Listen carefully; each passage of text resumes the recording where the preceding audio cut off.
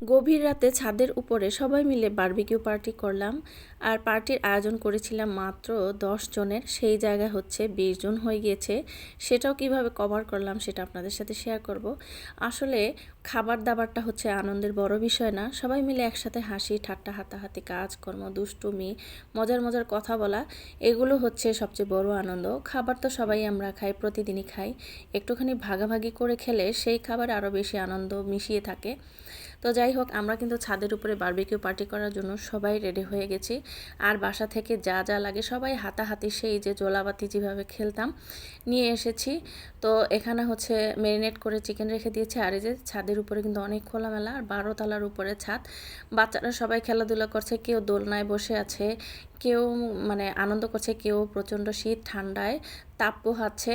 তো খুবই মজার লেগেছিল। আর এর মধ্যে তো অনেক খুনসুটি হাসি ঠাট্টা আনন্দ মজার মজার বিষয় তো জড়িয়ে রয়েছে, যা সব কিছু আমরা ক্যামেরায় ক্যাপচার করতে পারি নাই।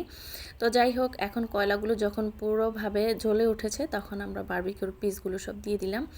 তো এই পিসগুলো ছোট ছোট ছিল, কয়লা যেহেতু কম এগুলো এখানেই করছে। আর যে বড় পিসগুলো ছিল এগুলো নিয়ে বাসায় চলে আসলাম।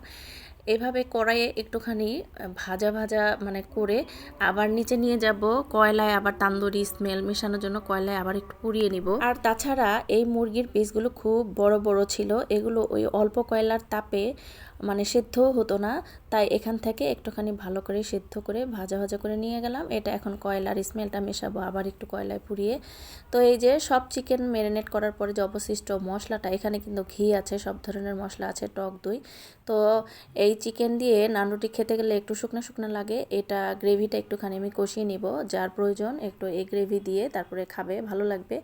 আর এই যে রায়তা তৈরি করি নাই, কারণ রায়তাতে সর্ষে বাটা দিতে হয়, আর আমার প্রচুর গ্যাসের সমস্যা হয়, শুধু আমার না সবারই। তো এই জন্য একটা সালাদ তৈরি করে নিলাম। তো এই যে এগুলো এখন মেয়েদের হাতে দিয়ে দিয়েছি যে তোমরা ছাদে নিয়ে যাও, মূলত এই আয়োজনটা তারাই করেছে। তো তোমরা যেহেতু করেছো, আমরা তো তোমাদেরকে হেল্প করছি, তোমরাও খেটে খাও। তো এই যে স্প্রাইট 7 খাওয়ার জন্য কতগুলো গ্লাস নিয়ে নিলাম। তো এখন ওই বাকি চিকেনগুলো ভাজা হয়ে গেছে, এখন বড় পিসগুলো দিয়ে দিয়েছি। আর এই যে টেবিল সাজিয়ে নিয়েছি, আমরা সবাই এখানে একসাথে বসে খাবো। আর এক ভাবি আমাদের জন্য মজার একটা রসমালাই নিয়ে এসেছে, এই রসমালাইটা আসলে অনেক মজার ছিল, ভাবিকে অনেক ধন্যবাদ। তো এই যে চিকেনগুলো তান্দুরি হয়ে যাওয়ার পরে ছাদে তো প্রচুর বাতাস, ঠান্ডা একেবারে জমে যাচ্ছিল, আর আমাদের গেস্ট আসা এখনও বাকি ছিল, সেই জন্য আবার এইভাবে ঢেলে আমি কয়লার উপরে রেখে দিলাম যেন তাপে গরম থাকে, ঠান্ডা হয়ে না যায়। তো বাচ্চারা খুবই আনন্দ করেছিল। আর মূলত যে ঘটনাটা ঘটেছিল, আমরা তো 10 জনের আয়োজন করেছিলাম, তো আমার হাজব্যান্ড আরও কয়েকজনকে ইনভাইট করেছিল, তো ইনভাইট করেও সে চিন্তায় পড়ে গেছে যদি না হয়। তো ফ্রিজে আরও মুরগি ছিল, সেগুলোকে নামিয়ে আমি আবার সাথে সাথে কেটে এইভাবে মশলা ম্যারিনেট করে রেখে তারপরে আবার এখন মানে রেডি করে নিয়েছি। তো আলহামদুলিল্লাহ সবার খাওয়া দাওয়ার পরে অনেক বেশি হয়েছিল। তো বাচ্চারা হচ্ছে মাটিতে বসে খাবে, বলছে যে মাটিতে না বসলে পিকনিক পিকনিক লাগবে না, ওরা নাকি চেয়ার টেবিলে বসে এই মজার ফিলটা পাবে না। তো যাই হোক, ঠান্ডা স্প্রাইট খেয়ে সবার কিন্তু খুব শীতে ধরে গিয়েছিল। আর খাওয়া দাওয়া শেষ, এখন হাতে হাতে যে যে নিজে যাচ্ছে সব কিছু আবার দিয়ে দিচ্ছি।